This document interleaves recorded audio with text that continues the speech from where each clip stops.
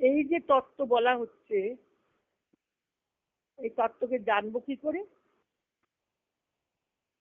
মন দিয়ে তো জানা যায় না।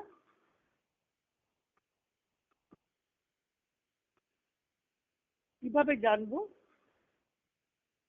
শ্রদ্ধাবান, গীতা বলছেন, শ্রদ্ধাবান লভতে জ্ঞান। হৃদয়ে গভীর শ্রদ্ধা থাকলে এই তত্ত্বগুলি তত্ত্বার্থ অনুধাবন করা যায়। আর গীতা বলছেন কি?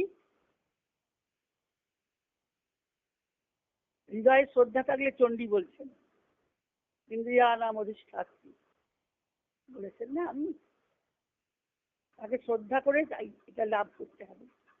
আর গীতা বলছেন কি? ভক্তা তো অনন্যায় আসক্ত অহমেবং বিদর্জুন জ্ঞাতুম দ্রষ্টুম তো তত্ত্বেন। তুমি অনন্য ভক্তির দ্বারা আমার তত্ত্বকে জানতে পারবে, জ্ঞাতুম দেখতে পাবে, দ্রষ্টুম প্রবেশতুম চ পরন্তপ আমার মধ্যে প্রবেশ করতে পারবে। তত্ত্বের মধ্যে প্রবেশ করা মানে কি? তত্ত্বের সঙ্গে ততের ভাব তত্ত্ব, তত্ত্বে পতনেন ভগবান। তার কোনো লিঙ্গ নেই, যদি কি লিঙ্গ, ব্রহ্ম বলি, ভগবান বলি, পরমাত্মা বলি, যে নামেই তাকে ডাকি না কেন। ভাগবত বলছেন না,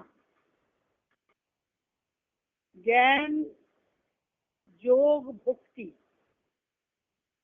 ভাগবতের কথা শুনে নি, জ্ঞান যোগ ভক্তি তিন সাধনের বসে ব্রহ্ম পরমাত্মা ভগবান ত্রিবিধ প্রকাশে।